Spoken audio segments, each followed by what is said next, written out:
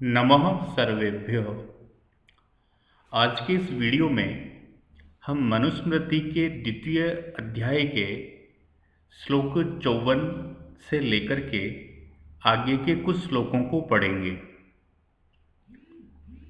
श्लोक 54 है, पूजयेद असनम नित्यम अध्यात चैतद अकुत्सयन दृष्ट्वा ऋष्येत प्रसीदेच्च प्रतिनंदेच्च सर्वशः।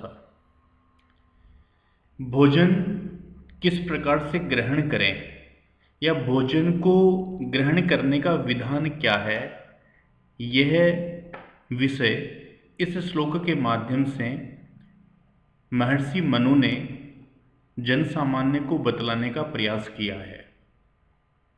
महर्षि मनु का मानना है, जब व्यक्ति भोजन करता है, उस भोजन को जब वो आनंद के साथ में करता है तो वह भोजन उसके लिए अमृत तुल्य हो जाता है।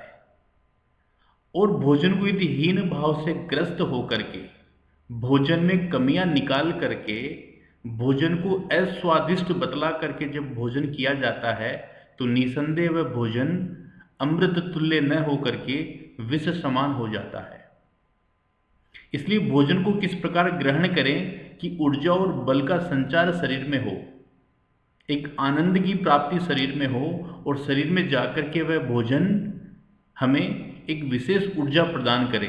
तो वह उस प्रकार का भोजन करने का विधान क्या है, उस विधान को इस 54वें श्लोक के माध्यम से महर्षि मनु ने समझाने का प्रयास किया है। कहते हैं, पूजयेद असनम। असनम अर्थात भोजनम। भोजन को पूजयेत नित्यम। नित्यम यानी रोजाना। पूजयेत, भोजन की नित्य पूजा करनी चाहिए। पूजयेत यह विधिलिंग लकार का शब्द है। चाहिए अर्थ में विधिलिंग लकार आता है, तो भोजन की नित्य पूजा होनी चाहिए, यानी आदर भाव भोजन के प्रति होना चाहिए। फिर कहते हैं, च एतत्, यहां पर वृद्धि संधि है। च एतत् अकुत्सयन अध्यात्। और जो व्यक्ति एतत् इस भोजन को अकुत्सयन निंदा के साथ में, अकुत्सयन यानी निंदा, कुत्सयन यानी निंदा, और अकुत्सयन निंदा न करते हुए अध्यात् खाना चाहिए। इस भोजन को निंदा न करते हुए ग्रहण करना चाहिए, खाना चाहिए। च एतत् अकुत्सयन अध्यात्, इस भोजन को निंदा नहीं करते हुए, अर्थात इस भोजन की निंदा नहीं करते हुए इस भोजन को ग्रहण करना चाहिए, खाना चाहिए। और क्या करें? दृष्ट्वा ऋष्येत, इस भोजन को देख करके मन में आनंदित होना चाहिए, प्रसन्न होना चाहिए, प्रसन्नता का भाव मुख पर आना चाहिए। प्रसीदेत च, प्रसन्न होना चाहिए।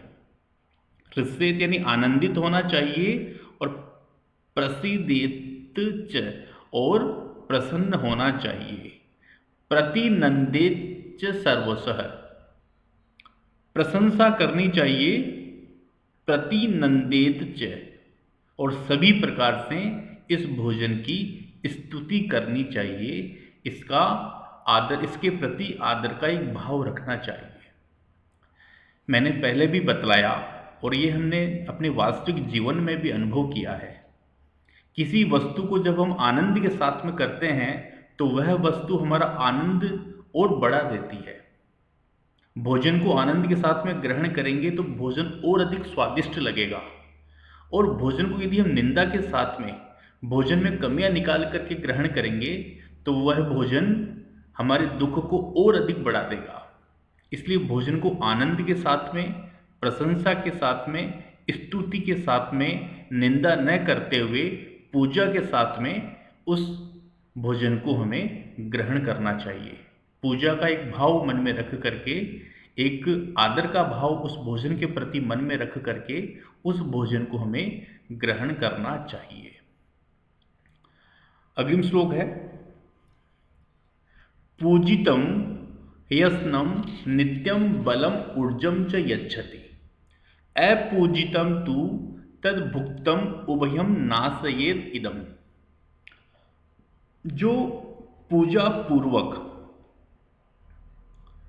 अन्न की पूजा करने से प्राप्त होने वाला लाभ और पूजा न करने से किस प्रकार की हानि व्यक्ति को हो सकती है, इन दोनों का वर्णन इस श्लोक के माध्यम से महर्षि मनु ने किया है।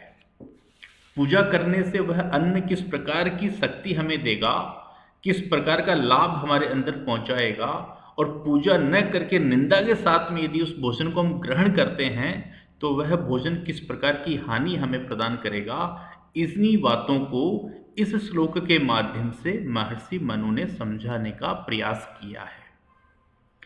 पूजितम ही असनम, यहां पर यण संधि है, ई का ये हो जाता है। पूजितम ही असनम नित्यम, नित्य जिस असनम यानी भोजन की जो अन्न है वह पूजितम, पूजित अन्न जो है वह पूजित अन्न नित्य ही, हमेशा ही बलम ऊर्जम च यच्छति, हमारे शरीर को बल और ऊर्जा प्रदान करता है, ताकत और एक एनर्जी, किसी भी कार्य को करने की क्षमता, स्फूर्ति। तो इस प्रकार का बल और ऊर्जा प्रदान करने का कार्य कौन करता है? पूजितम असनम, पूजित भोजन। अपूजितम तु तद उभयम, अपूजितम तु तद भुक्तम उभयम नासयेत इदम। और जो अपूजित भोजन है वह भोजन कैसा है? नासयेत इदम उभयम, दोनों को नष्ट करने वाला, बल को नष्ट करने वाला और ऊर्जा को भी नष्ट करने वाला वह भोजन है जो भोजन पूजित नहीं है।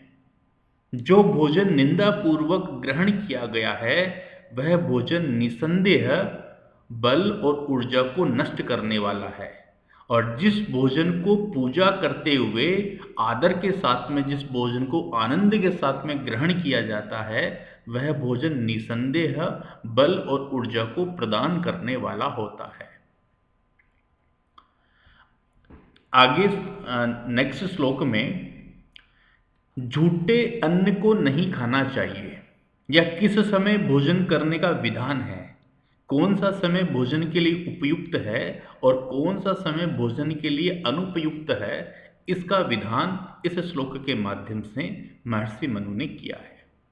कहा, नोच्छिष्टम कस्यचित् अध्यात् न अध्यात् चैव तथान्तरा न चैवात्यसनं कुर्यान्न चोच्छिटम क्वचित् व्रजेत् च उच्छिष्टम, उच्छिष्टम नोच्छिष्टम कस्यचित् अद्यात् न अद्यात् चैव तथान्तरा न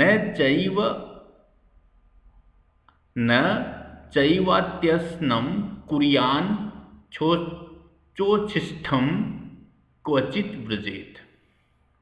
तो उच्छिष्ट जो अन्न है, देखिए उच्छिष्ट यानी जो झूठा अन्न है, न उच्छिष्टम कस्यचित् दद्यात्। सबसे पहले कहा कि कस्यचित् यानी किसी को भी, उच्छिष्टम अन्नम न दद्यात्, किसी भी व्यक्ति को झूठा भोजन नहीं देना चाहिए। इसमें बड़ा विज्ञान है। मनुस्मृति के जो श्लोक हैं वो बहुत वैज्ञानिक है। देखने में हमको ऐसा लगे कि ये धर्म के अंदर कहे गए या एक धर्म के विधान है या धर्म के माध्यम से इन श्लोकों को कहा गया है, लेकिन वास्तव में ये विज्ञान से परिष्कृत है, विज्ञान से युक्त है। इन श्लोकों में स्वास्थ्य के प्रति किस प्रकार का दृष्टिकोण होना चाहिए और उत्तम स्वास्थ्य के लिए किस प्रकार का हमारा जीवन आचरण होना चाहिए, इन सब विषयों को इन श्लोकों के माध्यम से, धर्म के माध्यम से महर्षि मनु ने समझाया। तो न उच्छिष्टम यानी झूठा अन्न कस्यचित् न दद्यात्, किसी को भी नहीं देना चाहिए। अद्यात् चैव तथंतरा, और अंतरा, अंतरा यानी मध्य में। मध्य का मतलब प्रातः और सायं के मध्य। दोपहर के भोजन का विधान प्रायः पहले नहीं था, ऐसा हमें इस श्लोक के माध्यम से जानने को मिलता है। तो अंतरा यानी मध्य में